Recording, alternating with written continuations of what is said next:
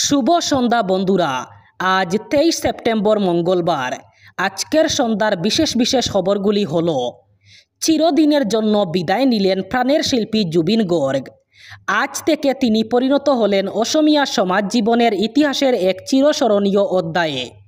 এই অকল্পনীয় এবং অনাকাঙ্ক্ষিত বিদায়ের সাক্ষী রইল সমগ্র অসম। জুবিন গার্গ বিলীন হলেন দরার বুকে চিরদিনের জন্য।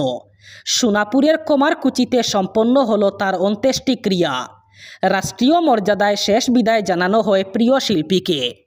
মানতে না চাওয়া এক নির্মম সত্য আজ মেনে নিতে বাধ্য সবাই। নিস্তব্ধ অসহায় প্রতিটি হৃদয়। শেষবারের মতো স্বামীকে শ্রদ্ধাঞ্জলি জানান স্ত্রী গরিমা শইকিয়া গর্গ।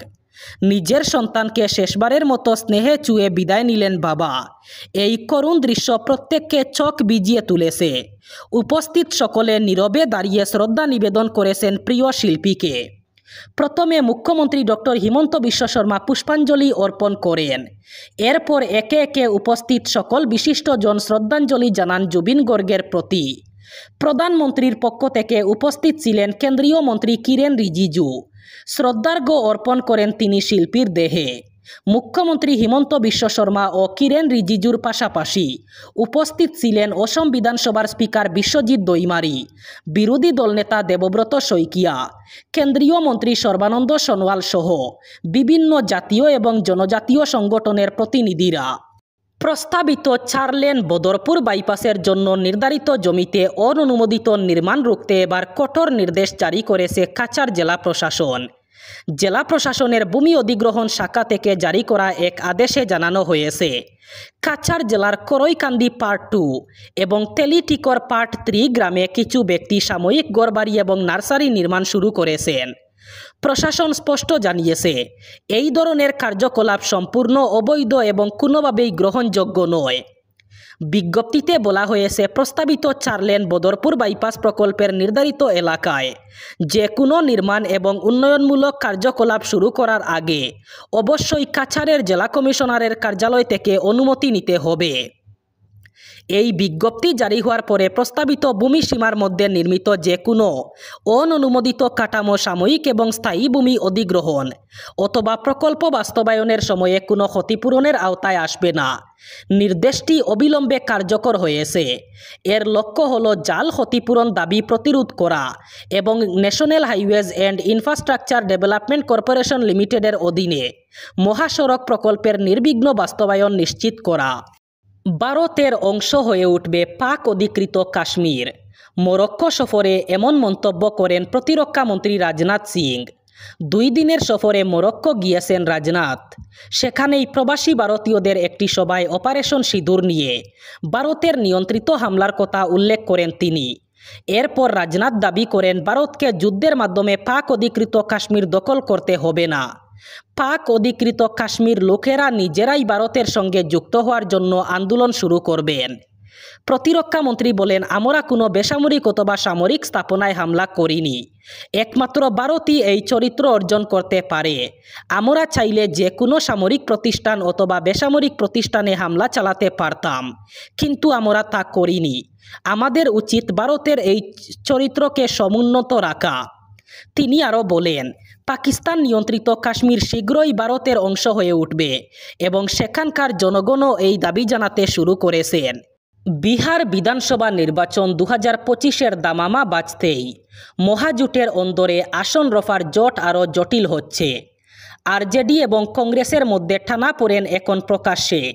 তেজস্বী যাদবের দল স্পষ্ট জানিয়ে দিয়েছে যে তারা আসন ভাগাভাগির ফর্মুলা শুধুমাত্র জয়ী প্রার্থী এবং স্ট্রাইক রেটের উপর ভিত্তি করে করা হবে।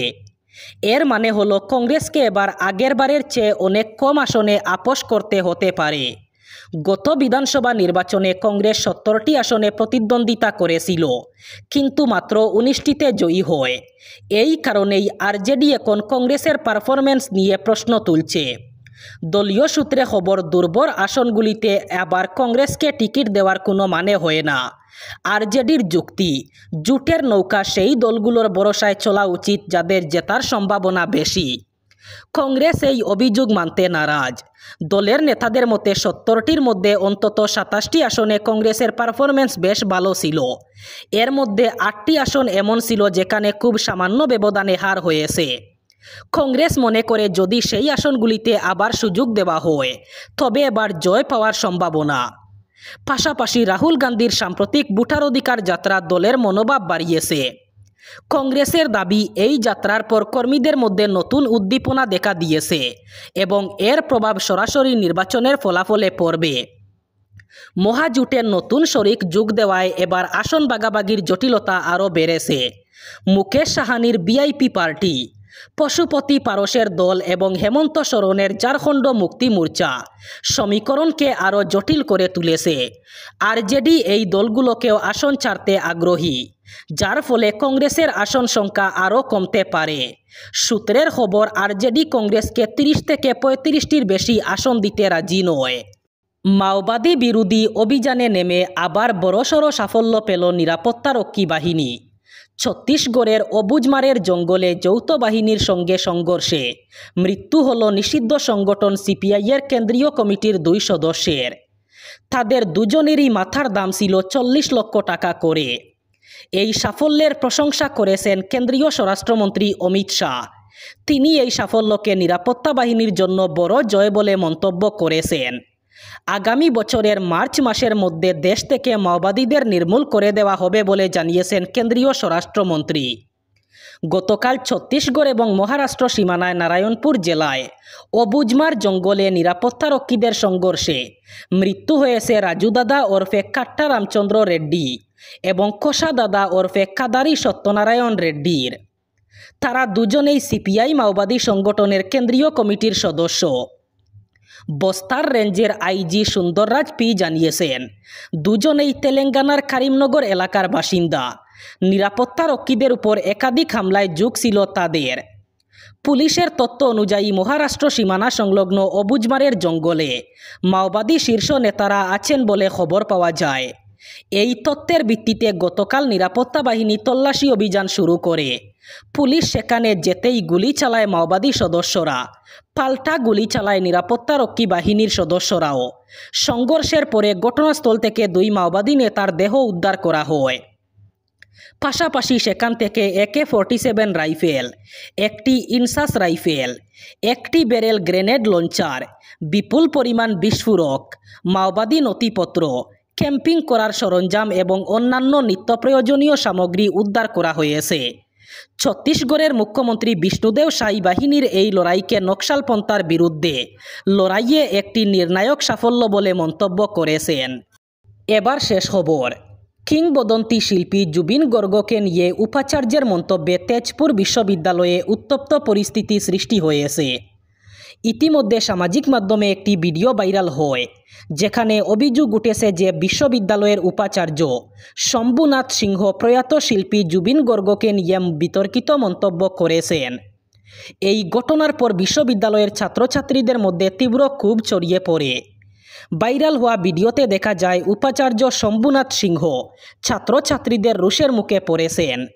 ছাত্রছাত্রীদের অভিযোগ, তারা জুবিন গার্গকে শেষ শ্রদ্ধাঞ্জলি জানানোর অনুমতি চাইলে উপাচার্য তা প্রত্যাখ্যান করে ডোন্ট মেক থিংস ফানি মন্তব্য করেন। এই মন্তব্যেই ছাত্রছাত্রীদের খুব চরমে ওঠে। এর জেরে শতাধিক ছাত্রছাত্রী সমবেত হয়ে প্রিয় শিল্পীর প্রতি শ্রদ্ধা নিবেদনের দাবিতে বিক্ষোভ প্রদর্শন করেন। একইভাবে তারা গতকাল বিকেলেও এক প্রতিবাদ কর্মসূচি পালন করেন। এছাড়া অভিযোগ উঠেছে যে সরকারি শোক পালনের নির্দেশনা জারি হওয়ার পরও তেজপুর বিশ্ববিদ্যালয় কর্তৃপক্ষ পাঠদান চালিয়ে যায় এবং পূর্ব ঘোষিত ছাত্র একতা সভার নির্বাচনও অনুষ্ঠিত হয়। এই ছিল আজকের সন্ধ্যার গুরুত্বপূর্ণ খবরগুলি। ভিডিওটি অবশ্যই লাইক করবেন এবং চ্যানেলটি সাবস্ক্রাইব করবেন।